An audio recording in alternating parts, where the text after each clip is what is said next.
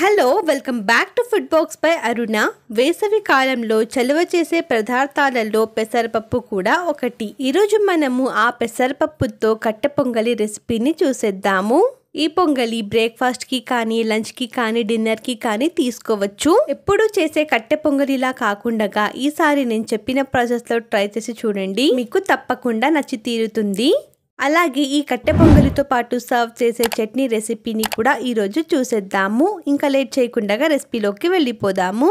ముందుగా ఒక 2/3 కప్ దాకా పెసరపప్పు పెనం మీద యాడ్ చేసుకొని దీన్ని మీడియం టు లో ఫ్లేమ్లో ఫ్రై చేసుకుందాము. హై ఫ్లేమ్లో ఫ్రై చేసుకుంటే బయట వేగి లోపల వేగకుండా ఉంటుంది.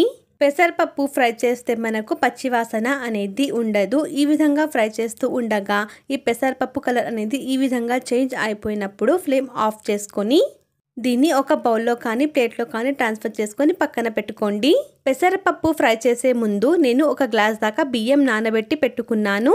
నానబెట్టిన బియ్యంలో ఆల్రెడీ ఫ్రై చేసుకున్న పెసరపప్పు యాడ్ చేసుకొని కలుపుకొని ఒక గంట లేకపోతే ఒక హాఫ్ అన్ అవర్ వరకు అలాగే సోక్ చేయండి. ఇవి నానే లోపల పొంగల్లోకి చట్నీ ప్రిపరేషన్ చూసేద్దాము.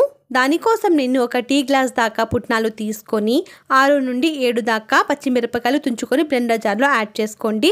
తర్వాత ఒక 2 చిన్న అల్లం ముక్కలు, 2 వెల్లుల్లి రెబ్బలు, జీలకర్ర, కరివేపాకు యాడ్ చేసుకొని బ్లెండ్ చేసుకోండి. తర్వాత 2 టీ గ్లాసుల దాకా నీళ్లు యాడ్ చేసుకొని బ్లెండ్ చేసుకున్న తర్వాత ఇందులో పులుపు కోసం కొద్దిగా నిమ్మరసం, రుచి కోసం ఉప్పుని యాడ్ చేసుకొని కలుపుకొని ఒక గిన్నెలో ట్రాన్స్ఫర్ చేసుకొని పక్కన పెట్టుకోండి. తర్వాత పోపుని రెడీ చేసుకుందాము.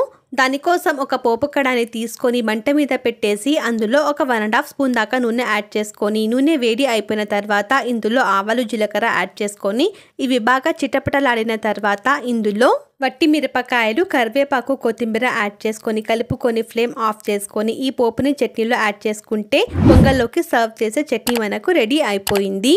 తర్వాత 1/4 కప్ దాకా పెరుగుని ఒక గిన్నెలో యాడ్ చేసుకొని ఇందులో గడ్డలు ఏమీ లేకుండా విస్కర్తో మంచిగా విస్క్ చేసుకోండి.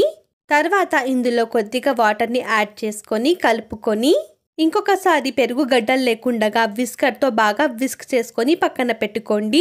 ఇంకా కట్టె పొంగలి ప్రిపరేషన్ కోసం ప్రెషర్ కుక్కర్లో ఒక 5 స్పూన్స్ దాకా నూనెని యాడ్ చేసుకొని నూనె వేడి అయిపోయిన తర్వాత ఇందులో ఆవాలు, జీలకర్ర యాడ్ చేసుకొని ఇవి బాగా చిటపటలాడిన తర్వాత పచ్చిమిరపకాయలు ఒక 12 తీసుకొని ఈ విధంగా చిన్నగా కట్ చేసుకొని ఇందులో యాడ్ చేసుకోండి. పచ్చిమిరపకాయలు కారానికి అనుకూలంగా తీసుకోండి. కొన్ని పచ్చిమిరపకాయలు కారం ఎక్కువ తక్కువగా ఉంటాయి కాబట్టి. తర్వాత ఇందులో 1/4 టీ స్పూన్ దాకా పసుపు, ఉప్పు, ఒక 1/4 టీ స్పూన్ దాకా అల్లం వెల్లుల్లి పేస్ట్, ఇంగువ యాడ్ చేసుకొని కలుపుకొని అల్లం వెల్లుల్లి పేస్ట్ పచ్చివాసన పోయి మిరపకాయలు మగ్గేంత వరకు ఒక 3 నుండి 4 నిమిషాల వరకు కుక్ చేసుకుందాము.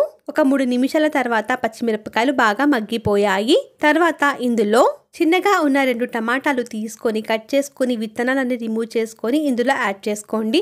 తర్వాత ఒక 4-5 రెమ్మల దాకా కరివేపాకు యాడ్ చేసుకొని బాగా కలుపుకొని మూత పెట్టేసి 4 నుండి 5 నిమిషాలు మగ్గిస్తే టమాటాలు బాగా మగ్గిపోతాయి. ఇలా టమాటాలు బాగా మగ్గిపోయిన తర్వాత ఆల్రెడీ మనము ఒక గంట పాటు నానబెట్టిన బియ్యం, పెసరపప్పు ఇందులో మనము యాడ్ చేసుకుందాము. యాడ్ చేసుకున్న తర్వాత ఒక గ్లాస్ బియ్యం, 2/3 కప్ దాకా పెసరపప్పుకి 3/4 దాకా నీళ్ళని యాడ్ చేసుకుందాము. యాడ్ చేసుకొని బాగా కలుపుకొని ఉప్పుని చెక్ చేసుకోండి. అవసరమైతే కొద్దిగా ఉప్పుని యాడ్ చేసుకొని బాగా కలుపుకొని కుక్కర్ని క్లోజ్ చేసి విజిల్ పెట్టేసి హై ఫ్లేమ్లో ఒక 3 విజిల్స్ వరకు రానిద్దాము. ఒక 3 విజిల్స్ అయిపోయిన తర్వాత ఫ్లేమ్ ఆఫ్ చేసుకొని ప్రెషర్ అంతా వెళ్ళిపోయిన తర్వాత కుక్కర్ లిడ్ ఓపెన్ చేసి దీన్ని బాగా కలుపుకుందాము. బాగా కలుపుకున్న తర్వాత ఇందాక మనము విస్క్ చేసి పెట్టుకున్న పెరుగు ఇందులో యాడ్ చేసుకొని ఇంకొకసారి ఈ పెరుగు అంతా అన్నానికి పట్టేలాగా బాగా కలుపుకుందాము. ఇందులో యాడ్ చేసే పెరుగుని పులుపు లేకుండా చూసుకోండి. బాగా కలుపుకున్న తర్వాత కన్సిస్టెన్సీని ఒకసారి చెక్ చేసుకోండి. మీకు ఏమైనా కన్సిస్టెన్సీ గట్టిగా అనిపిస్తే ఇందులో కొద్దిగా మజ్జిగ కానీ వాటర్ని కానీ యాడ్ చేసుకోండి. కలుపుకున్న తర్వాత ఒకసారి ఉప్పుని కూడా చెక్ చేసుకోండి. తక్కువ అనిపిస్తే కొద్దిగా ఉప్పు, టేస్ట్ అండ్ ఫ్లేవర్ కోసం ఒక 1 టీ స్పూన్ దాకా మిరియాల పొడి, కొన్ని కొత్తిమీర ఆకులు, ఒక 1 టీ స్పూన్ దాకా నెయ్యిని యాడ్ చేసుకొని బాగా కలుపుకుంటే వేడి వేడిగా కట్టె పొంగలి అనేది మనకు రెడీ అయిపోయింది. దీన్ని చట్నీతో పాటు కలుపుకుని తింటే టేస్ట్ అద్దిరిపోతుంది. ఆల్రెడీ ఇంకొక మెథడ్లో కట్టె పొంగలి రెసిపీని ఛానల్లో అప్లోడ్ చేయడం జరిగింది. కావాలి అనుకుంటే ఐ బటన్లో ఇచ్చి ఉంటాను, ఒకసారి చెక్ చేయండి. ఈ రెసిపీని మీరు కూడా ఒకసారి ట్రై చేసి మీకు ఎలా కుదిరిందో కమెంట్ సెక్షన్లో నాతో షేర్ చేసుకోవడం మర్చిపోవద్దండి. అలాగే ఈ రెసిపీని మీ ఫ్రెండ్స్ అండ్ ఫ్యామిలీ మెంబర్స్తో షేర్ చేసుకొని ఛానల్ని సబ్స్క్రైబ్ చేసుకోండి. Thank you for watching. Bye.